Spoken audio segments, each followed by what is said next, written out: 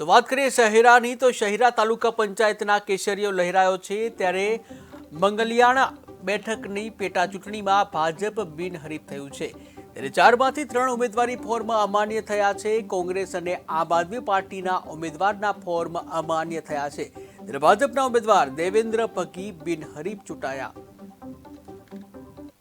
આગામી 16 તાલુકા પંચાયતની પેટા ચૂંટણી તાલુકો શહેરાની ચૂંટણી 16/2/2025ના રોજ યોજાનાર હતી।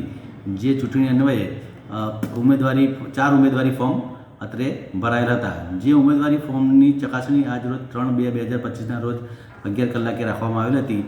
જે ચકાસણી કરતાં 3 ફોર્મ અમાન્ય ઠરેલ છે તથા એક ફોર્મ માન્ય કરેલ છે। જે માન્ય કરેલ છે ફોર્મના ઉમેદવારનું નામ છે પગી દેવેન્દ્ર કુમાર વિજયસિંહ, જે બીજેપીના